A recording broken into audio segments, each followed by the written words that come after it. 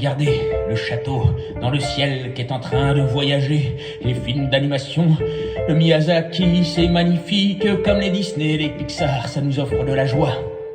Les enfants, il ne faut pas abandonner les enfants dans la rue. Il faut que tous les enfants puissent manger une bonne clémentine espagnole, marocaine, corse ou américaine, ou sicilienne, ou de tous les pays du monde. Les enfants, je suis votre professeur de littérature ce soir.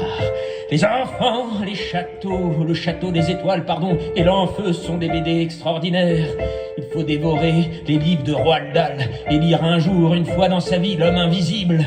Et Oliver Twist de Charles Dickens, c'est un magicien comme Tim Burton. Et quand on grandit, on découvre Les Misérables de Victor Hugo. On découvre qu'il y a des gens qui sont perdus dans les quartiers défavorisés, qui ont faim. Il faut qu'on soit des bourgeois solidaires. Il faut qu'on soit des ouvriers solidaires, qu'on soit des techniciens solidaires, des politiques solidaires.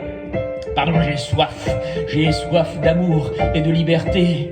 Il faut se réunir les enfants et sauver les enfants qui n'ont pas à manger, pas de toilettes. Il faut demander à nos soldats, notre sublime armée, d'offrir des livres et des iPads à tous les enfants de cette terre avec les grandes entreprises. La culture, les livres, ça nous fait voyager, bouquiner. Ça réveille le cerveau, ça nous offre de la force et des bons conseils. Les enfants, n'insultez jamais notre président de la République et les anciens présidents. Ils sont là pour nous aider comme nos pompiers. On va manifester sur Internet pour réclamer des bonnes cantines bio.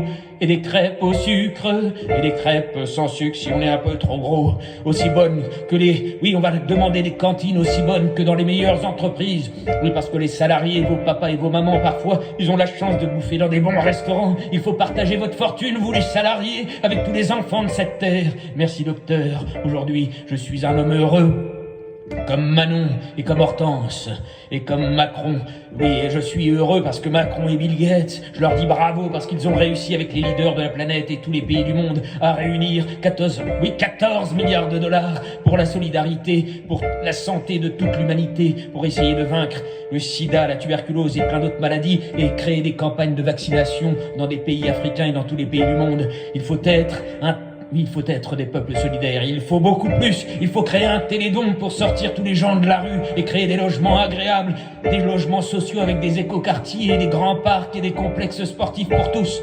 Il faut, les enfants, que vous réclamiez des logements pour vous, pour dans votre futur, parce que la spéculation est en train de nous tuer et la guerre économique est en train de nous tuer et de nous faire sombrer dans une crise internationale. Il faut sortir de cette crise en créant une économie solidaire, comme l'avait dit Hillary Clinton.